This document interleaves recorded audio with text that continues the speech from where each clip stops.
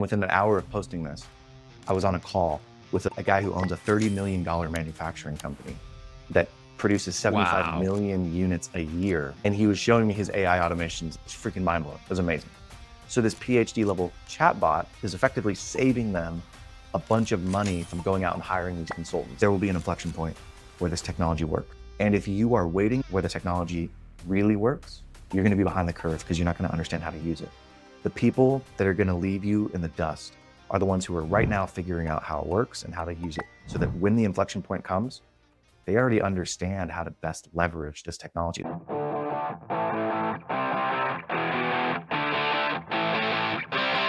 This weekend, I tweeted out something.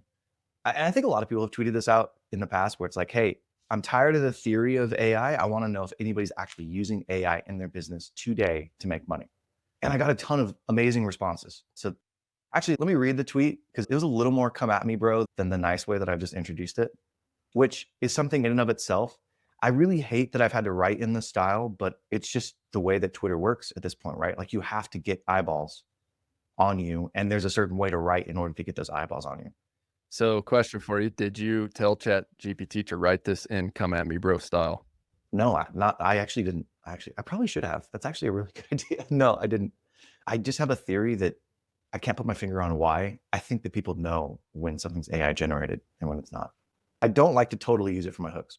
Anyways, I'm tired of the theory. Who can show me how they actually are using AI? And are you confident enough to hop on a call and show me? I left it broad because I didn't want somebody who's not using it for their business to think, oh, you just asked business. Because I think there's a lot of individual use cases that are interesting. And this got, 55,000 views. So it's like got a ton of views. And I put this link, I ended up putting a link on here. It's like, hey, if you're confident, schedule here and show me the way you're using AI. I got 20 people to sign up. And within an hour of posting this, I was on a call with a guy who owns a $30 million manufacturing company that produces 75 million units a year. Wow. And he was showing me his AI automations, and it was like, it's freaking mind blowing. It was amazing. It's cool. I've got another 19 or so lined up for this week. And my plan is to create a video series for entrepreneurs, just showing them like, hey, this is how this entrepreneur did this, and give them ideas. So anyways, I'm really excited about it. That's incredible. So what were some of those ways? It ranges from, and the reason I left it so broad is because I wanted these options. It ranges from, I use it to help me refine my email, right? Like maybe they're writing a really important email and they want to make sure that it's coming across professionally. And so they'll put it in ChatGPT, and then ChatGPT will spit out, hey, here's a recommendation to make this email sound better. All the way up to, I've created autonomous agents that can go and operate on my behalf and execute this command and push this function through, yada, yada. It was a whole wide range of things. But the guy with the $30 million manufacturing company, he showed me only 2 specific use cases, but he's got many more and he wants to show me more. So the first use case are for chatbots. And 2 of the chatbots are for like onboarding and orientation, which is really cool. So he put all the information about his company in there. And now when people have a question, he can manufacture silicon in the United States. So when people have a question about silicon or his company, they can go to the chatbot and just ask it, which I thought was really interesting. The second use case for the chatbot was a PhD level chemist for his team. I didn't know this, but when you're manufacturing something and you're dealing with chemists who are creating new compounds, there comes a point in time where they make mistakes and they don't know how to fix it. So what do you do when you don't know how to fix it? You go out and you hire a really expensive consultant who's a specialist in that particular area, and they come in, they look at, the problem set, and then they identify it, but it's really costly for them to come in and fix it. So this PhD level chemist chatbot is effectively saving them a bunch of money from going out and hiring these consultants. I recently got back from launching a land clearing business down in Austin, and this last winter I launched a snow shoveling business alongside Bear Claw. And in both businesses, I've implemented Jobber as a way for us to efficiently manage quoting, job schedules, and invoicing, and even collecting online payment. Why? Because it's worked so well for us in Bear Claw and it's saved us a ton of time and headache. So if you are looking for a software that can help you manage the back end of your business, look no further than Jobber. You can visit go.getjobber.com/owner ops, OWNR OPS. So they really only go and hire the consultants when it's very necessary, because now they have this mega PhD level chemist on their staff. So that was really cool. And then the other use case that he's using it for is to automate his HubSpot update. So he uses HubSpot for all of his sales pipeline. And I don't use HubSpot, so I don't know necessarily how it works in the back end, but he gets an email every single day updating him on his deal pipeline and any changes to it.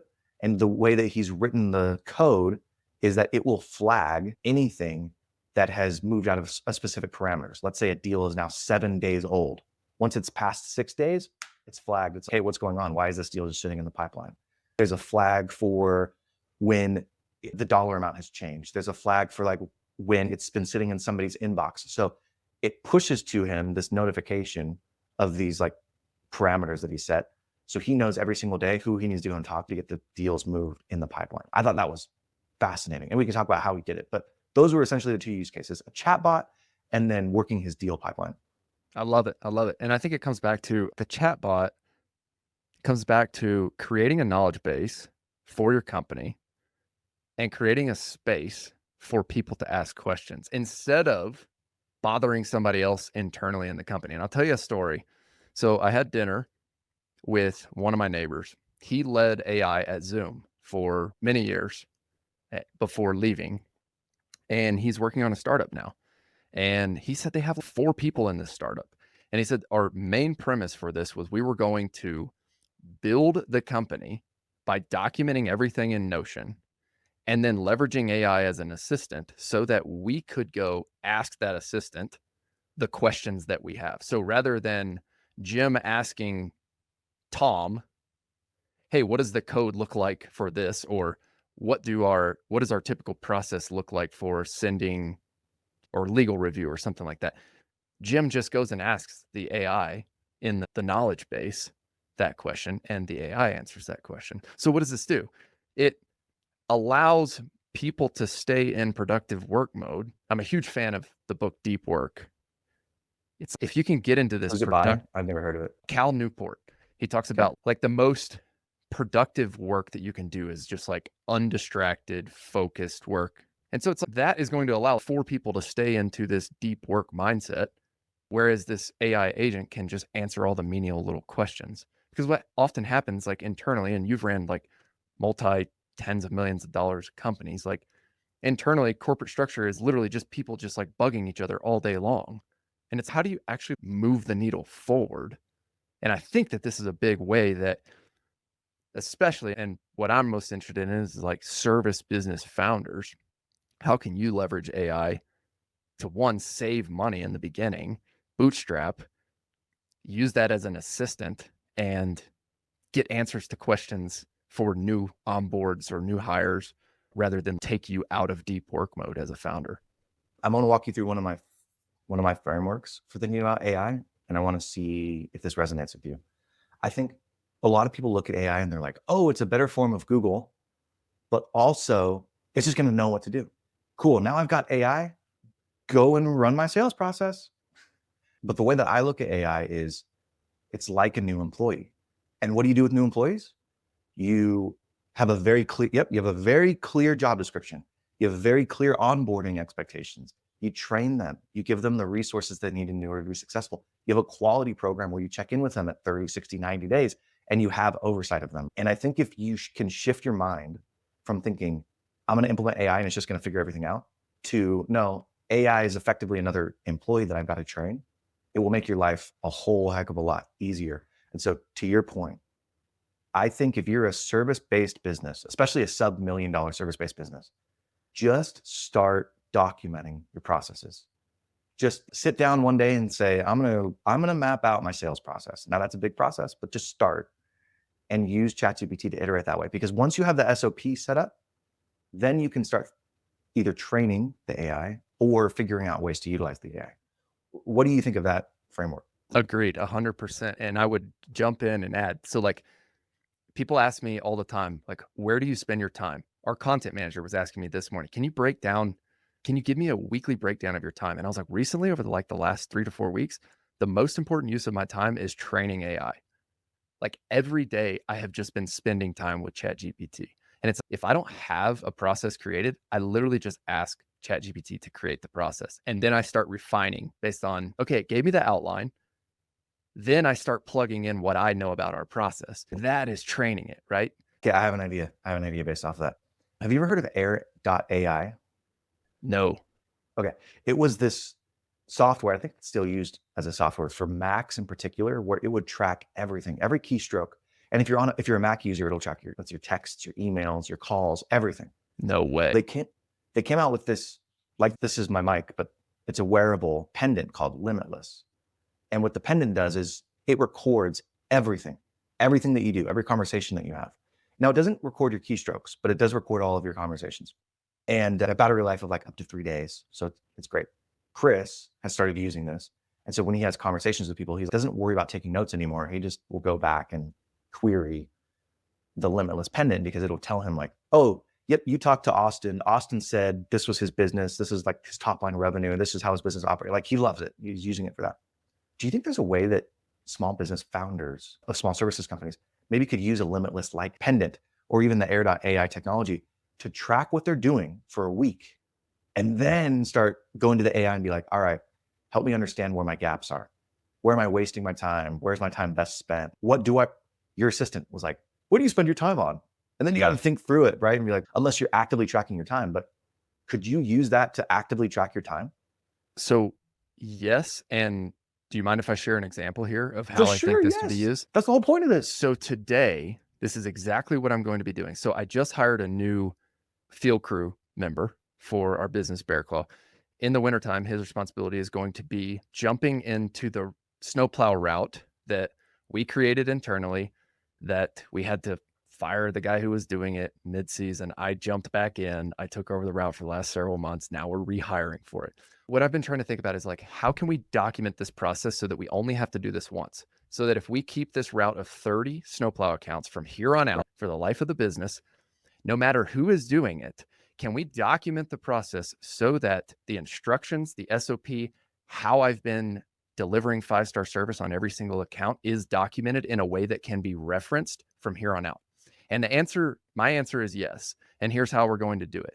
I have a GoPro set up on my truck. I'm going to click GoPro. Now, what I'm going to do is go research Limitless. I'm going to buy this pendant and probably redo this whole process again. But in the meantime, here's what I'm going to do. As I record, I'm going to drive up to each driveway. I'm going to record myself talking through the steps of how the driveway should be plowed. I'm going to stop record on the GoPro. For each of the 30 accounts, we'll go upload that video into Google Drive.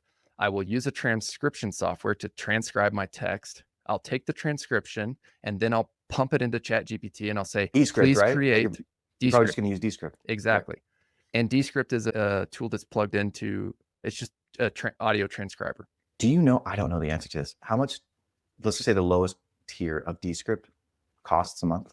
I don't know, but I think I have several members on but they're all part of the podcast. So it's $70. So anywhere from like 20 to 30 per user, I believe. Let's say it's $20 a month. Yeah. I just want to hit on this because I That love math Descript. didn't work out. Whatever. Let's just say it's $20 a month. I freaking love Descript for this reason, because you can record something and then it will transcribe it. And not only that, I can copy and paste YouTube videos, links into Descript, and it will generate the video and the transcript. And so now if I'm trying to learn something and there's a video, if you've ever tried to get transcripts from YouTube, it's a freaking pain in the butt. Now I can get the transcript generated from YouTube, and then I can use that transcript to then put into ChatGPT. So I think if you're a small business owner, finding something that generates transcripts like this, for me, it's Descript, is really important, because what you're describing, in order to use the LLM, you have to have the text. And you can't have the text unless you have something that can generate the transcript. And it's very good at it. And it's like literally upload it to Descript, click into the text, Command A if you're on Mac, Command C to copy it, and then Command V to paste that into ChatGPT. So what we're going to do is take the transcript, paste it in the ChatGPT. I'm going to coach ChatGPT on what it is an expert in. And I'm going to tell him or her or whatever that it is an expert in creating SOPs for a snow plowing business doing $1 million revenue per year. Your job is to create a very detailed description from my audio transcript that I will paste below and create a step-by-step process that anyone with a high school level education can read, or use third grade level, or whatever you want to read. And ChatGPT is going to take that transcript that you post, and it's going to create a step-by-step instruction for each account. So then what I'm going to do is I have a Google Sheet for all of our snowplow accounts, and I'm going to just create a link back to that Google Drive video and paste the description in there so that somebody can pull up Google Sheets on their phone and they can access the video. They can also access the SOP at any point that they are plowing, no matter who is sitting in that truck seat. And this is how I believe that just one way that you can use AI as a small local service business owner to document processes and scale in the future. Can I share my screen? Yes, please. Okay. Because I think one thing that I loved about our podcast last week was how you were like, can you show me? Fantastic. Let's do it. All right. So I'm going to share my screen. As you're talking, I was thinking through the process of, if you own a small business, many people don't even know what an SOP is.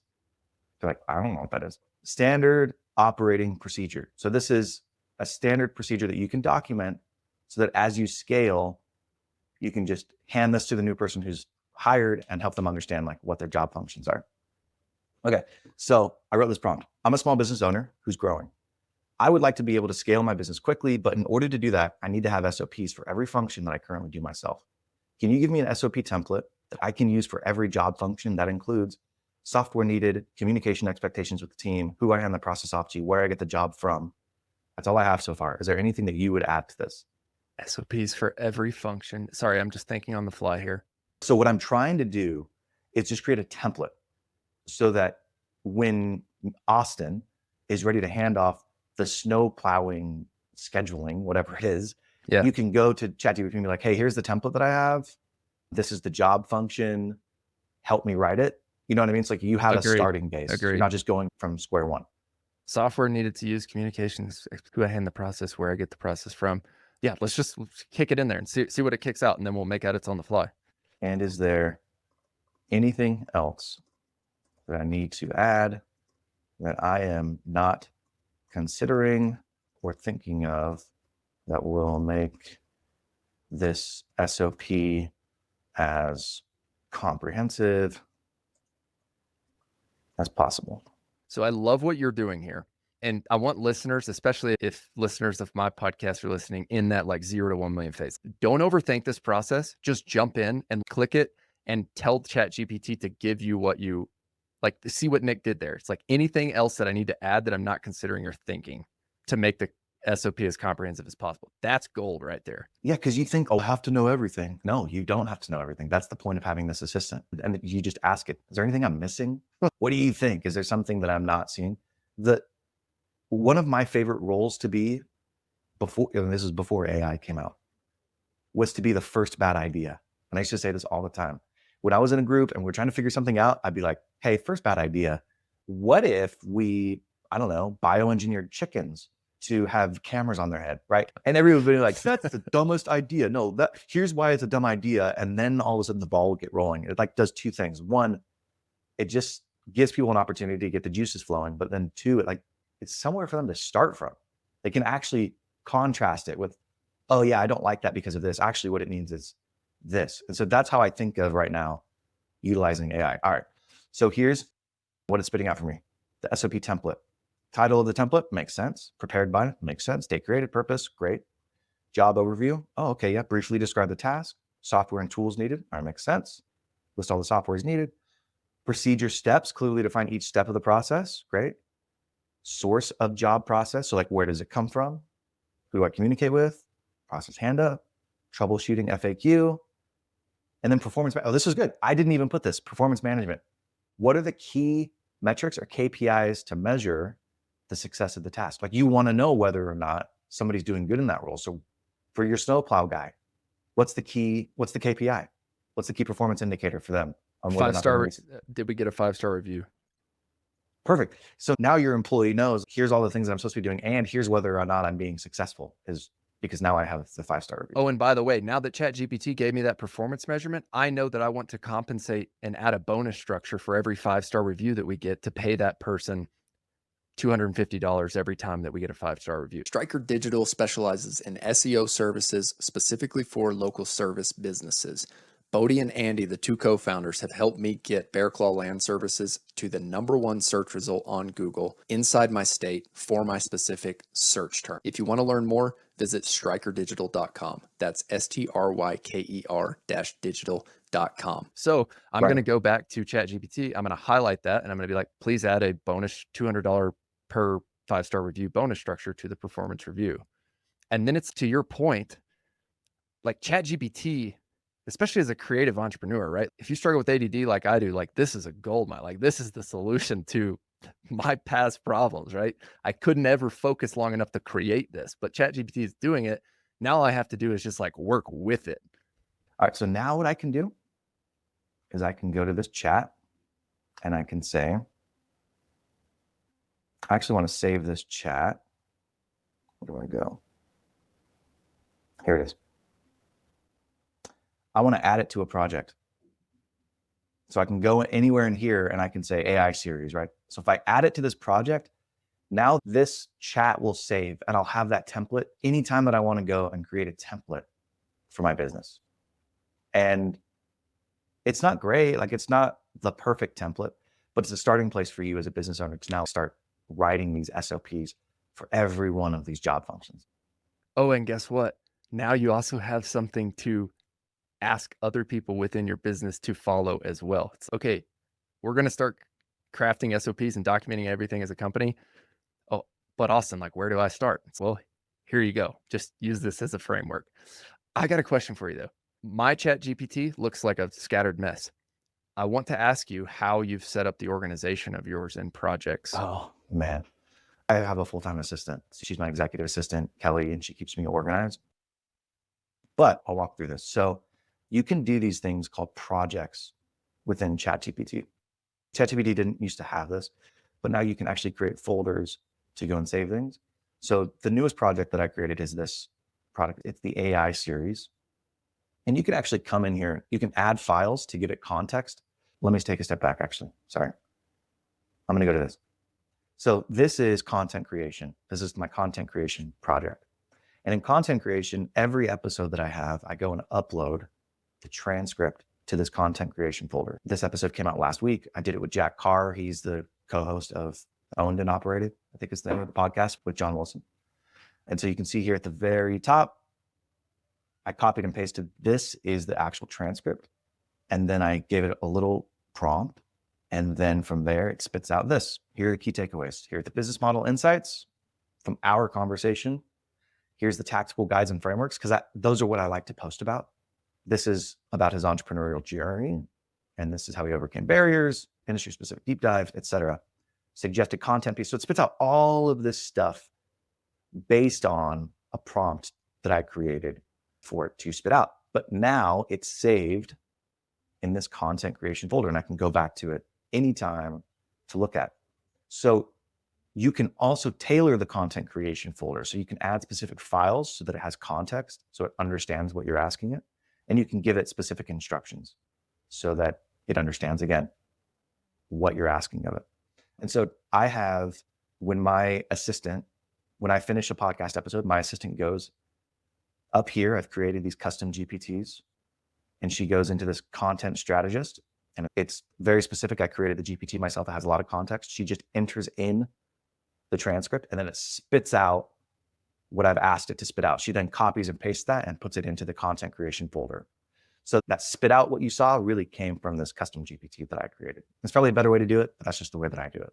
Then I have a folder for podcast intros. Again, I'm just looking for good quotes, and it has it. Anytime that I come in here, right here, I can enter a new chat. It will create a new chat. So you don't have to do anything crazy each and every time. This is what I use for preparing for podcasts. So if I'm doing prep work or trying to do some research on things. And then I have other folders in here for my family. I have a church folder. I teach a youth class. And so when I'm preparing for that, it gives me ideas on how to teach them. Posts, business plans, a scaling workshop that we're working on, videos for Nik of Nikonomics. So if I'm ever working on something over here that's really good that I want to add to one of these folders, I'll just click into the 3 dots and add it to a project. Okay, so I have two ways two ways that I could ask questions from here. And I'll start with one and I'll ask you, do you want to keep it higher level or do you want to dive deeper like we did on the last one and be very tactical? I want to dive deeper, but I don't necessarily want to dive deep on my like content stuff. Does that make sense? I don't know. Yes. I think what's really interesting to me that we just skimmed over here and what a lot of listeners I think are going to ask is like, how did you train that custom GPT? What were some of the prompts and what was some of the information you fed it to kick these out so that That's you great. could Let's do that. create this to where Yeah. you just publish the transcript or copy and paste the transcript into these to kick these things out? Business plans prompt. Okay. So this is something that I was working on. This is a little meta. I used ChatGPT to create the prompt for business plan. So business plan. All right. So this is the chain that I used. I'll walk you through it. Before I even get to creating my own custom GPT, think of the custom GPT as helping you ask the perfect question every single time. And one of the things that has come out of ChatGPT and these large language models, and you saw it when we were doing the prompt for the SOPs, is you have to get good at asking questions. There's a whole job now called prompt engineers. Their whole job is to figure out the best way to write prompts for these large language models. And I know that I'm not a prompt engineer, but I need help writing the right prompt. So I go to ChatGPT and I said, I need your help writing this prompt because I want to take my episodes that I've had and create business plans out of them that are actionable and tactical for people. So I went to it and I was like, let's pretend I'm an entrepreneur wanting to get into a specific business. What research would I want to do in order to make a decision whether or not to get into that business? So that's my target demo. My target demo are entrepreneurs or wantrepreneurs who are trying to make their first $1 million and they want to understand how other businesses work. Okay. So then it spits out this sort of outline: market research, business model evaluation, competitive landscape, legal and regulatory, blah, blah, blah, blah, blah, which I liked it. It was great. And so then I said, all right, I interview entrepreneurs for a living and I put content out for people to learn. How would you templatize this structure? Templatize meaning I can use it over and over again with different conversations so that I can release this in conjunction with a specific interview. Great. So then it gives me the template. Cool. Here's the template. Great. And then there were some things I didn't like. So I was like, oh, I like bullet point 3, but I think I want to change it to this. So I'm like going back and forth now and I'm ideating with it. We're creating this new business plan template together. And I know I'm scrolling through this, but I hope you can understand what I'm doing. And I'm still giving it some edits. Great. Wonderful. Here are some more things that I want in it, yada, yada. It's spitting things back out to me. And then I'm getting to the section where I say, I want this to be written. Here we go. So I've gotten to the place now where I'm like, cool, I like the template that it's created for me. This is great, but I don't want to do this every single time. I want you to create a custom GPT and use this template as a prompt. But I want to tell the GPT what info it should pull from the conversation and what info it should pull from the open web. How would I do that? So there are going to be some things in the conversation which obviously the entrepreneur is going to know about their business. If I'm talking to you about land clearing, you're going to know all the mechanics, all the operations, et cetera. But you may not know how fast is it growing in the United States? What does the economic outlook look like for it? What are the key economic indicators that I should look for that correlate with land clearing, right? Maybe it's actually counter-cyclical. So in recessions, land clearing is great, but in booming times, land clearing is not, right? You're not going to necessarily know that. I'm going to have it go scrape the open web and find those things and pull it into this business plan. So now it's creating the prompt for me. We work it, we iterate it, and we get all the way to the end where this was the final prompt that it gave me, okay? And so now I have this prompt that I can copy and paste into a custom GPT. I don't think that I created the custom GPT with this prompt. Let me look over here. No, I didn't. So I'll show you how to create a custom prompt right now. If you have ChatGPT, you go here, explore GPTs. And if you've ever messed with this, you can see there's a lot that you can go and choose from. Dolly, which does pictures for you. There's a data analyst. There's writing help, all this stuff. We're not going to do any of that. We're going to go up here to create. And now we are going to create our own GPT. So I'm going to take that prompt I would like to use to create this custom GPT, and then I paste it in. So now you can see I've pasted in this full prompt, okay? Has everything that we were just talking about. And now it's working. I don't know what is working, but it's working where it's creating this custom GPT. But I don't want to just have the prompt. I want it to sound like me. And so now what I'll do is I'll go and find some writing that was my writing that I want it to spit out so that it actually looks or sounds like what I want it to sound like. So I will go, let me go find something. I did this big breakdown one time of valuing your first business. And so I went just now and I copied and pasted that whole thing. And I would say, I would like for this GPT to sound like me and to help you understand what that means. Here is a sample of a long form post I wrote about valuing any business. So now I just copied and pasted this long post that I had about valuing a business. I would do more. Honestly, I would put a little bit more. I would put some more writing. I'd put some more context. I probably would do some more with the prompt. But for purposes of this, I just want to get through it so I can show you how it works. But this will be good enough.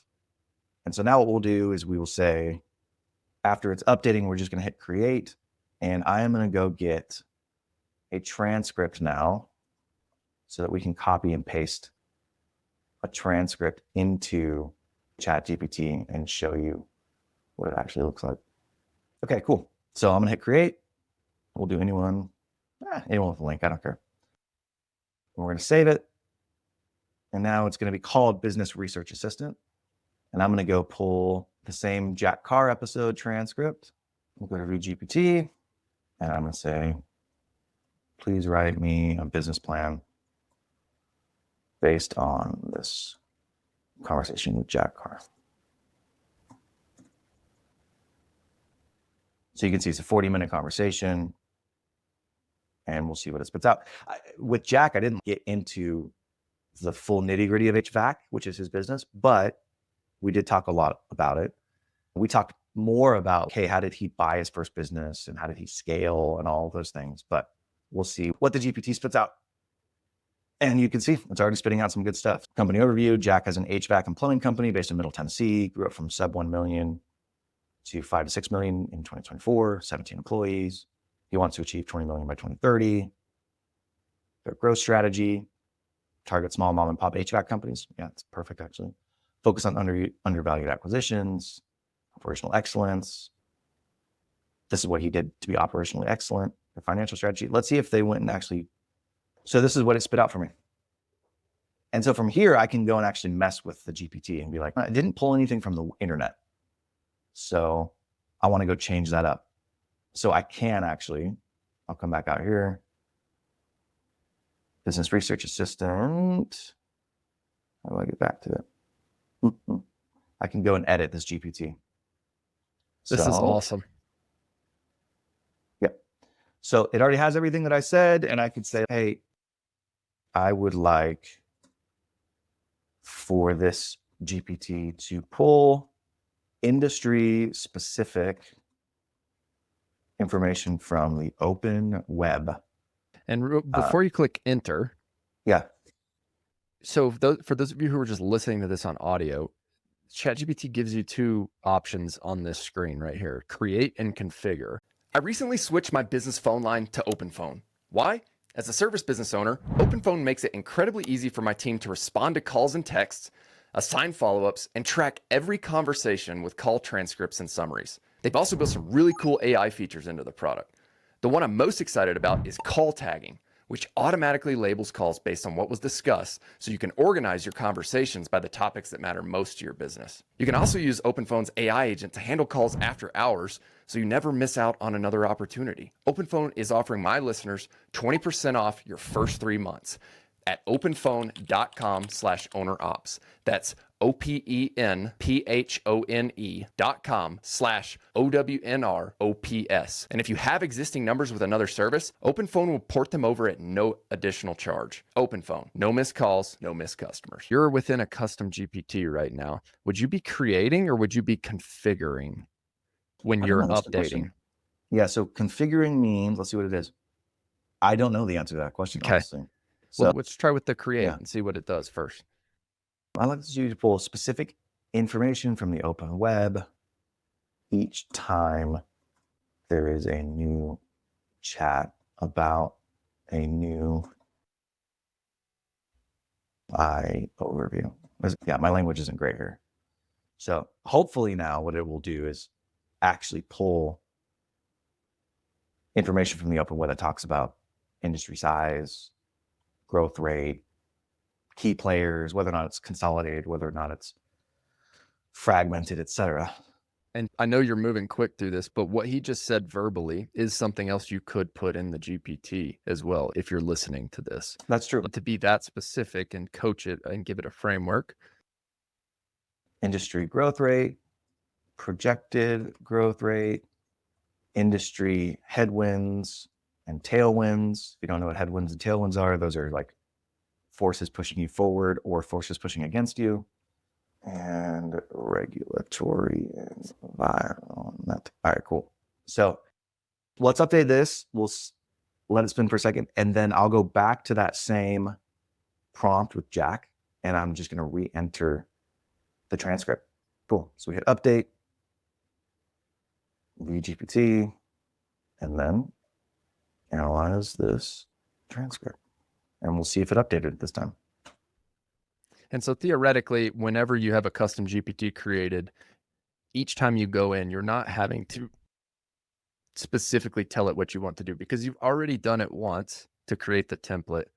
So hopefully it kicks out what you need it to kick out by just saying, please analyze this transcript.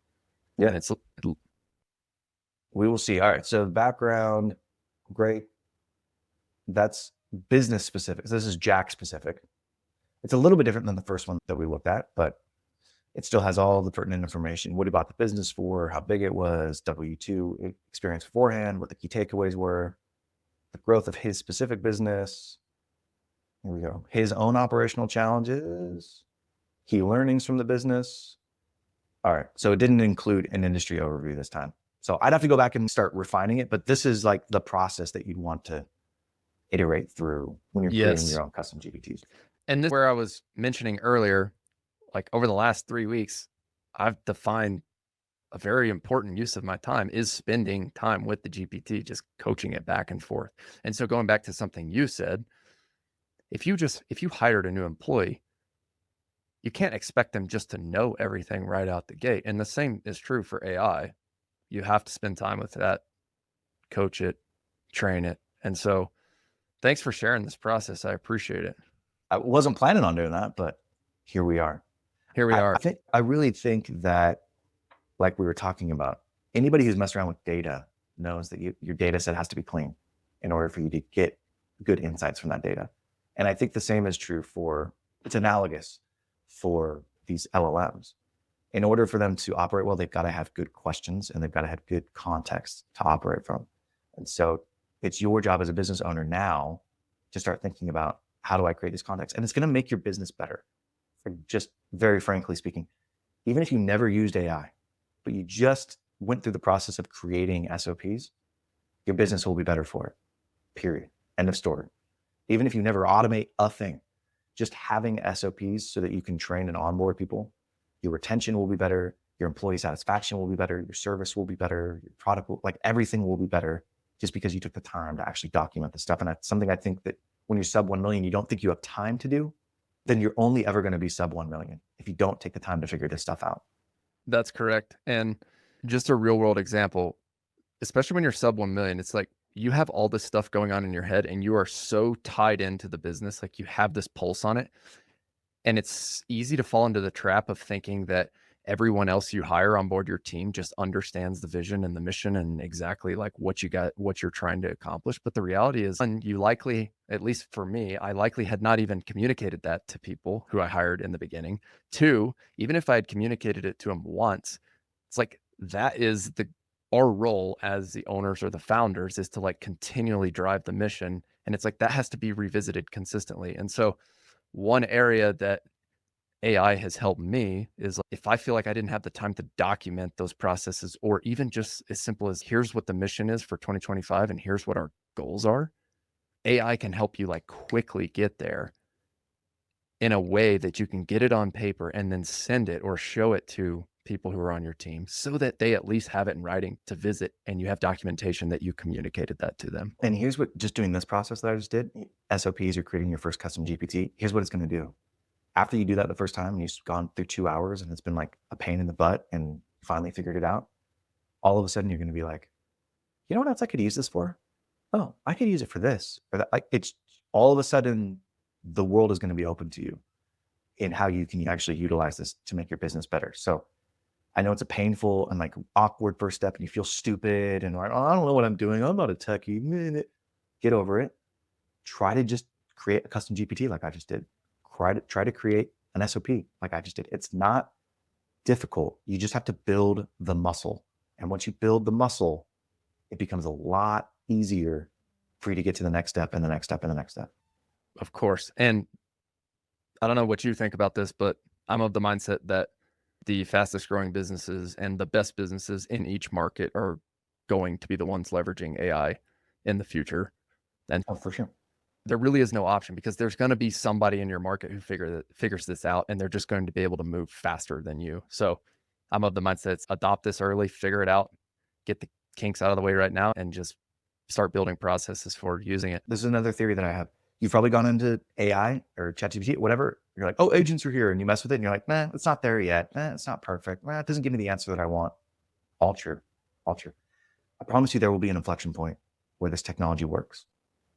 And if you are waiting until the inflection point where the technology really works, you're going to be behind the curve because you're not going to understand how to use it. The people that are going to leave you in the dust are the ones who are right now figuring out how it works and how to use it so that when the inflection point comes, they already understand how to best leverage this technology. They're not getting up to speed. They're up to speed. Now they're just implementing. And so there'll be this 12, 18 month, 2 year period of time where there'll be an outsized return to those who've actually taken the time to understand how this works. And then everybody else will catch up. But how much more ahead will those people in 2 years be than everybody else who catches up with them? I think it's going to be a massive separator for people. Agreed. So one thing you mentioned earlier was, hey, I have my executive assistant helping me on this. And I know what some of the listeners were thinking at that point. Man, it would be sweet to have an executive assistant. I wish I had that. And it's, guess what? You can right now. And Nik, I'm going to put him on the spot. And it's like, if you've never hired an executive assistant before, how would you use GPT to go quickly outline a process for crafting a job description? Oh, okay. You want me to do it or do you want to do it? I can do it, but let's just even talk about it. It's like, where does your brain go for, okay, I've never done this before. How would I use ChatGPT to like quickly help me hire an executive assistant? I'll share my screen again. It would be cheating if I did it because I've done this 4 times in the last 2 weeks. Have you really? Yeah, it's crazy how fast you can move with AI. So let's start a new chat. And if I'm somebody and I've never used ChatGPT before, it's okay, what do I do? First, tell it who you are and then ask the question. I own a land clearing company and am growing. I need an executive assistant who can, this is good. I've never thought of it this way, but I'm like, okay, who, what? So let's go through like the W question. So who am I? I'm a land clearing company, I'm growing. What do I want? I need an assistant, an executive assistant who can keep me organized. Why am I asking ChatGPT? I have never hired for this role before. Please help me outline a job description. Give me a recommended step hiring process to follow. All right, let's see what that says. So again, first bad idea. Let's see what the first bad idea is. And at least it'll tell you what you do or don't like about it. And All at right, very minimum, it's going to give you a structure to work off of as a job Exactly. description. All right, positions, executive assistant, my company, location, type, full-time. I don't want full-time. I want an hourly. There is something that you're automatically going to start thinking about us. I don't like the way it described us, what the role is. And now you can read about the role. Okay. Oh yeah, trusted right hand. Oh, I like the way it said right hand person. Responsibilities. You'll come through this. So automatically it's giving you the job description. That's a really good job description. Requirements, like it'll tell you, okay, what's expected of somebody who's been in this role. Bonus qualifications, great. And now it's going to spit out, what do I do? Like, how do I hire this? Step 1, you prepare it, create clarity. Step 2, you post it. And it even tells you where to post it. That's cool. Step 3, you got initial screening, phone screening, formal interview with some sample questions, and then even more. So it wasn't a crazy prompt. No. You know what I mean? Like pretty simple, but now I have a job description and it's telling me exactly how to go hire for this role. I think that's really cool.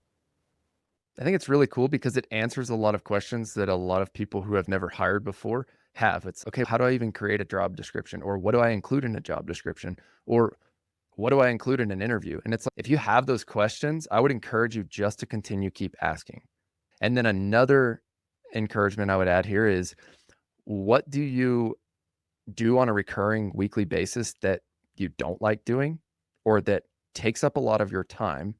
Or third, what are you procrastinating in your business right now? And so it's, if you want to be more specific about the hiring description, start brainstorming like 3 of those things, and then just ask the GPT to update the job description with those specific tasks. Yeah, I totally agree. Have you ever hired a virtual assistant overseas?